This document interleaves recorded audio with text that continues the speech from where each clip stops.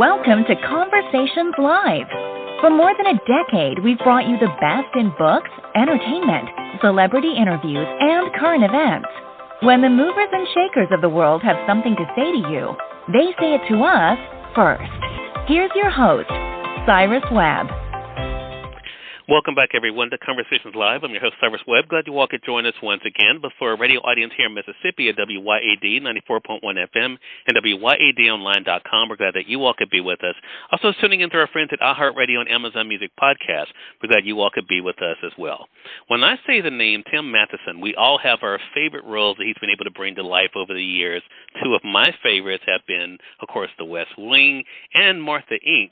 But now a lot of people are gearing up for seeing Tim in another great role, that being Season 4 of Virgin River on Netflix. We're going to talk to him not only about his amazing success, but also what it's been like for him to bring the character Doc Mullins to life and what he's looking forward to us taking away from the new season. Tim, thank you so much for the time. Really appreciate it. Oh, Tyrus, thanks for having me on. Well, Tim, I have to say this is truly an honor. I've enjoyed you in so many great roles, two of the ones I mentioned here, of course, especially The West Wing. You have had fans literally over the years that have gravitated to the projects you've been a part of. What has this experience been like for you, Tim, to be able to do work that you love, but also see the appreciation of the fans as well? Oh, it's always so rewarding. I mean, one of the things about being a film actor is that there is no audience, so it's always nice to get the feedback from the audience about what you're doing. And with movies, it's one thing. It's, like 6-8 months later it comes out. Or television, like with network television, you get it a couple of months after you shot it. Like, you shoot the first 5 episodes, and they get in the pipeline of editing and scoring and all that. And they start on TV when you're still shooting, like with The West Wing. So you got a sense that, overnight with that show, you realize this is a big hit, and people really responded to it. Whereas with streaming, it's different. We finished the first season, and Netflix has to take a great length of time to dub it in all different languages because they drop it all over the world on the same day. So it has to be prepared for each market. And we didn't know for like 2 years whether, we thought, somebody's watching, because they want us to do another season. But at the end of I think it was the end of the third season, during pandemic, that all of a sudden we were the number one show all over the world, in most cities all over the world, most countries.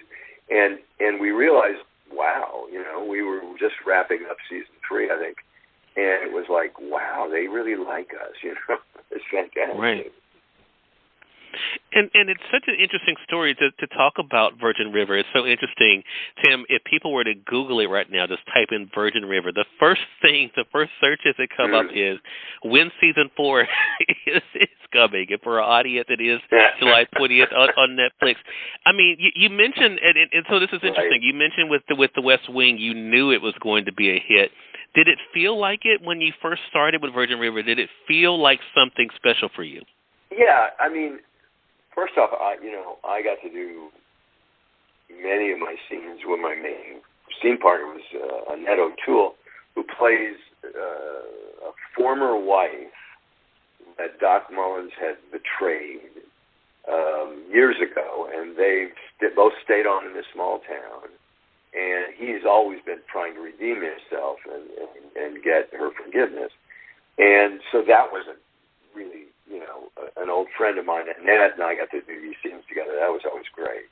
And then as I started to work with Alex Breckenridge and Martin Henderson, I got to realize how much fun I had working with them and how rewarding it was, and how good Alex is sort of the heart of the show.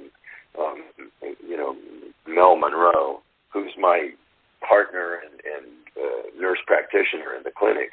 So it felt really good right from the start, but we had no idea until the end of the second season, that this is really doing well. Right. Part of what's happened in your career, Tim, and I think Virgin River is a great example of that because we see it when it trends online, is the rise of social media. What has that been like for you to see the way that now with a tweet, or with a post on Instagram, how you guys not only become a trending topic, but, really gain new followers just from that social media presence? What has that part of this experience been like for you? Well, that it's interesting because it's sort of the publicity arm now of Netflix, or of all media, and all television shows and movies. I personally have pulled back and don't get involved in it much. I'll post a picture here and there on Facebook or Instagram, but I don't go on Twitter anymore. And I just, I bought that time that it was taking out of my life because it felt to me like I was going. It's nothing to do with them. I was going down a rabbit hole, and gotcha. and it didn't bring out the best in me. So I just sort of left it behind, and grateful not to have to do that anymore. Got you. No, I get that. So, that brings up the last thing I want to ask you about then, Tim. I really appreciate it because I know you have had a crazy schedule. For yourself, do you still have those wow moments? Because, even as we're talking about a show like Virgin River and of course, mentioning The West Wing, and I mentioned Martha, Inc., but there's so many other shows and films playing the president and killing Reagan. Do you still have those wow moments of how you are able to use your gift to bring these characters to life?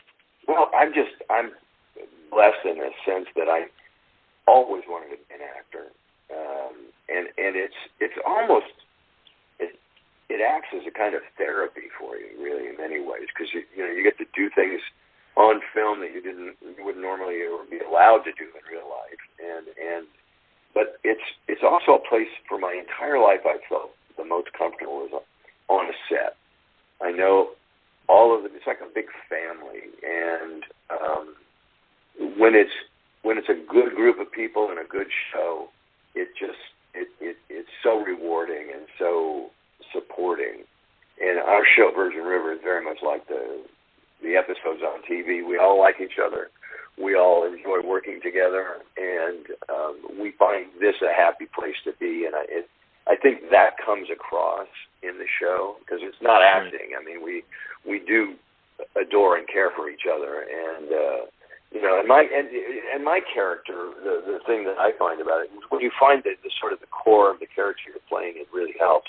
Is a guy who was very successful as a doctor, and then finally so successful became the head of a department of big hospitals, running a hospital in Seattle, and just realized that he was missing something. He was missing treating one-on-one patients, and taking care of people.